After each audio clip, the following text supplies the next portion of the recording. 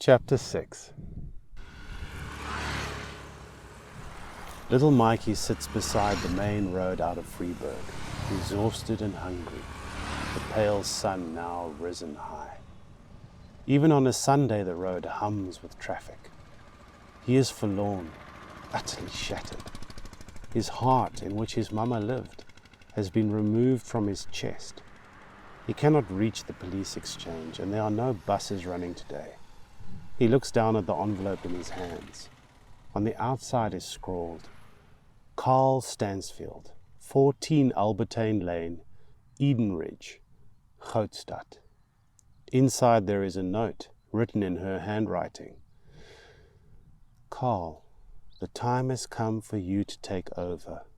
This boy needs his father now. I hope you are doing well. Clarissa. Little Mikey stares at the scrawled letter. There is nothing for him in her words. No instruction for him, no wanting him, no mention even of his name. The words swim in the tears filling his eyes. He turns the envelope in his hands, over and over. Grootstad, the big city, so far away no one he has ever met has been there. Not Big Jan, no one. But everyone knows about it. Grootstad, where they say mines cover the earth, where buildings are so tall they reach up to the sun, where men even richer than Mr. Langeveld live, where even the president lives. Little Mikey looks out on the roaring road. Grootstad is somewhere out there in the distance. How far? A car passes, a woman with dark hair inside it. Mama! He jumps up, waving and shouting, hope pulsing through his body. But as the car recedes, he knows it is not her. It can't be. Why would she be in a car he doesn't know? But it happens again. A car passes, and in it a stranger. Mama! Yelps his mind every time he sees a dark-haired woman. And there are many. All of them startle when they see the little boy waving and jumping beside the road, their eyes watching in the rearview mirror as he slumps, turns, and limps back to sit on a white rock by the roadside, a chunk of Freeburg Hill, broken off and disintegrating here for 1,000,000 years, long before this road came to be.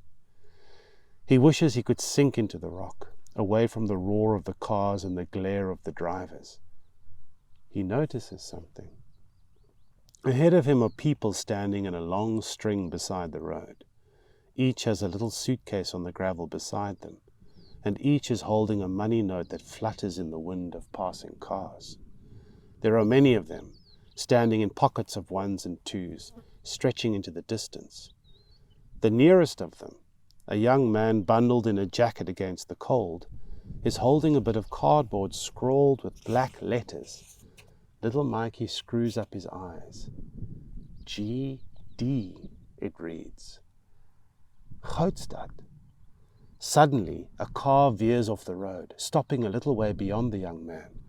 Little Mikey watches intently. The young man grabs his suitcase and begins to sprint. The car is a pickup truck with others jammed into the open back. The young man throws his suitcase to them and they catch it, shouting and laughing. And then he skips and grabs onto the near side while their hands grab him by the arms and shoulders and pull him in. The truck roars away without even stopping. Dust boils in the pickup's wake, and with it the cardboard sign, spinning in the air. Little Mikey is up and limping towards it, following the sign as the wind pushes it to and fro. He stabs his right foot out and catches it, safe under his shoe. He bends to pick it up. G.D. He looks around. None of the others are looking at him. Not one of the roaring cars has stopped or slowed. The world is not changed in any way, except for the cardboard he now holds. Once again, he looks into the distance. Somewhere out there is Grootstad. He swallows, gingerly lifting his sign. Hey! Little Mikey turns to the first group ahead, a man and a woman. Back of the line, Putty! You can't jump in here. The woman is pointing down the endless road and the long line of those standing on its shoulder. Little Mikey bobs his head in apology. He limps back to the stone and picks up his backpack. He pushes his mama's envelope deep and safe in his pocket.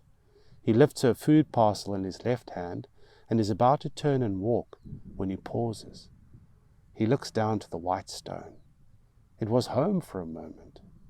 It is Freeburg. And then he turns and begins to walk, avoiding the eyes of the two ahead. He notices the gravel under his shoes. It is yellow, orange, black, and brown, and you can hear it crunching.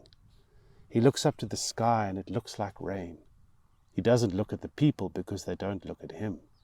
They are bundled against the cold, huddled in their own world, in their own longing for a warm lift.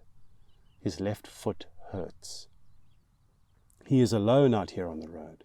He notices the bits of trash and struggling weeds as he walks past, each of them. It is somehow quiet because of how loud a passing car is, he thinks. He begins to feel invisible. If he doesn't look at them, they don't see him. No one cares about this piece of road and this little boy. He is alone here, and somehow safe. He looks up. There are no more people in front of him. He has made it to the end of the line. With dread, he turns. Yes, people are behind him now, and so is Freeburg. He has never been this far out of the town. The hill with its glitter of homes up its sides is far away. His tummy churns with fear again. Now that he is here, he has to act. Maybe I should go to Jan. He raises his eyes to the stream of traffic, a river of people without end, face upon face, each a stranger, none with any laughter or love for him, and none of them his mama. He feels small under their hard gaze when they peer at him as they whiz past. He breathes deep. To stick his thumb out at them seems mad. He would rather walk than face them. He would rather hide. But there is nothing for it. I will meet you at your daddy's house. He places his backpack on the gravel beside him, his package of food beside it, just as he has seen the others do, and then he takes up his sign. Carefully he holds it up in his right hand, twisting his wrist so the letters can be seen. And then, even more carefully, he holds out his left hand, his money note fluttering between his fingers. And then he looks to the road. A small truck is bearing down on him. Whoosh! The slipstream batters him. He screws up his eyes and falls back, and his money note goes spinning from his fingers. No! He yelps as he scrabbles after it, hopping and limping and stabbing his foot at the twirling bit of paper. It slides to the tar, sucked into the road by wind, twirls, and is blown back to the shoulder once again. No! Desperately he grabs for it, the paper popping out from between his fingers, and then, inexplicably, falling like a dead weight. Phew! He snatches it up. He holds it tight so that no wind or slipstream will ever blow it away again. He stays there, crouched over his money note, protecting it with his body as cars howl. Carefully, he stands and makes his way back to his backpack. From now on he will hold tight, knowing how easy it is to lose what he has. Once again, he looks up to the road. This time his sign is held strongly in his right hand, his money note clamped tight in his left, and his eyes rise to the river of people streaming past. He wants to be out of their sight. He doesn't like them judging him with their eyes. He wishes for Big Jan's safe cabbie, to throw the sign away and limp back into Freeburg and leave this road behind. But he can't. Mama. Zoom! They pass. Glare! They peer at him, some with concern, some shaking their disapproving heads, one even pointing and laughing. He stares back, his blank eyes meeting theirs, and then some instinct tells him, smile. And he does, his little face lighting up the gloom. Confused, some of them smile at him too. Encouraged, he smiles even wider. And each smile brings relief. Time passes, and the cars pass, endlessly. He doesn't know how long he's been here. He is cold. Every car is the same, every driver the same. And then it happens. A white Corolla zigs out of the traffic, a man peering at him just like all the rest, and then something passes between them. A zap of electricity, it feels like. and the little white car is pulling over. Little Mikey twirls to watch it boil onto the cold gravel. He doesn't think about it. There's no time. He grabs his backpack and his food parcel and swings his feet into a limping run. Ahead of him, the passenger door clicks open. Hello? His heart is beating as he peers into the car. A man in his mid-60s is looking back at him. Kindly eyes and skin with a pink glow to it. On his chin and cheeks is a pure white beard, and on his wrist a copper band. He is smiling. Hello. Warmth from the heater is bathing little Mikey's cold face. He longs to get in, but he is afraid. Are you coming? Little Mikey's eyes dart to the back seat.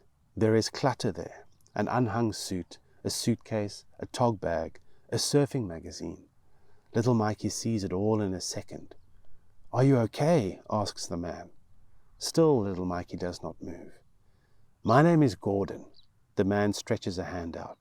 Little Mikey puts out his own. They shake. I'm Mikey. Come on, Mikey. Let's get going. Little Mikey pauses a moment more, all of his life gathered here on this ledge. And then the moment passes, and time is moving once again. Okay, thank you, Uncle. Little Mikey slides into the passenger seat with his backpack and his sign, his food parcel, and his money note clutched tightly in his hands.